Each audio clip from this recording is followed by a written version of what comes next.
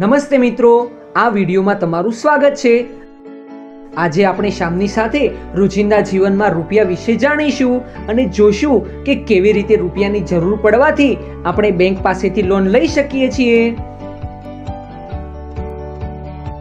રામુ, સુનીતા અને શ્યામ ત્રણેય બેસીને ભોજન કરી રહ્યા છે। સુનીતા, હું વિચારી રહ્યો છું કે એક સ્ટેશનરીની દુકાન ખોલું, પણ મારી પાસે માત્ર 10,000 રૂપિયા છે। બીજા રૂપિયા ક્યાંથી લાવું? આપણે 15 મહિના પહેલા જે 2000 રૂપિયા દર મહિને બચત કરવાનું ચાલુ કર્યું હતું, આપણે તેનો ઉપયોગ કરી શકીએ છીએ। તે કુલ મળીને કેટલા રૂપિયા થયા હશે? 15 ગુણ્યા 2000 કરી લો।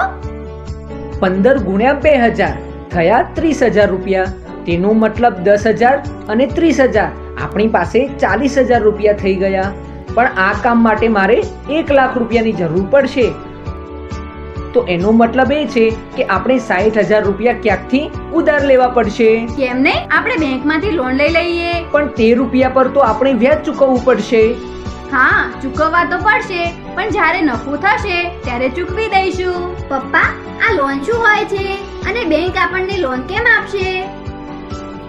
બેટા, જ્યારે કોઈને રૂપિયાની જરૂર પડે છે ત્યારે તે બેંકમાંથી લોન લઈ શકે છે અને તેના બદલામાં તેને બેંકની રકમ સાથે કેટલાક વધારે રૂપિયા ચૂકવવા પડે છે। તેને આપણે વ્યાજ કહીએ છીએ। બેંકને વ્યાજ મળે છે, તેથી બેંક આપણને લોન આપે છે। પણ પપ્પા, કેવી રીતે ખબર પડશે કે આપણે કેટલું વ્યાજ આપવાનું છે? જો હું મારું કામ શરૂ કરવા માટે બેંકમાંથી 60,000 રૂપિયાની લોન લઉં તો 1 વર્ષ પછી મારે 64,800 રૂપિયા ચૂકવવા પડશે। તો મેં કેટલું વ્યાજ આપ્યું? તમે ઈચ્છો તો વિડીયોને અહીં રોકીને વિચારી શકો છો।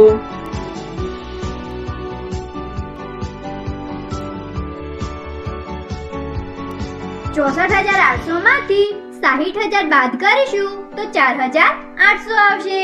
તો તેનો મતલબ એ કે તમે 4,800 રૂપિયા વ્યાજ આપ્યું। પણ પપ્પા, કેવી રીતે ખબર પડશે કે આપણે દર મહિને કેટલા રૂપિયા ચૂકવવા પડશે?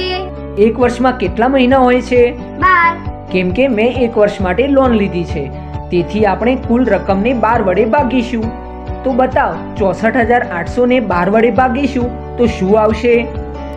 તમે ઈચ્છો તો વિડીયોને અહીં રોકીને વિચારી શકો છો।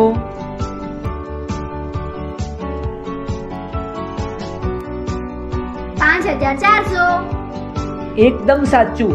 તો એનો મતલબ એ કે આપણે 60,000 રૂપિયાની લોન લીધી છે, જે આપણી મુદ્દલ છે, અને આપણે 1 વર્ષમાં 64,800 રૂપિયા પાછા આપવાના છે।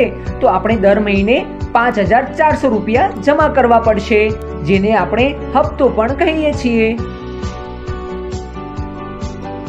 અરે વાહ પપ્પા, આ તો ખૂબ જ સરસ છે।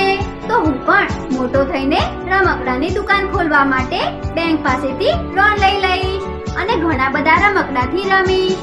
હા બેટા, તો મિત્રો, આજના આ વિડીયોમાં આપણે શીખ્યા કે કેવી રીતે આપણે રોજિંદા જીવનમાં રૂપિયાનો ઉપયોગ કરીએ છીએ અને જરૂર પડતા બેંક પાસેથી લોન પણ લઈ શકીએ છીએ।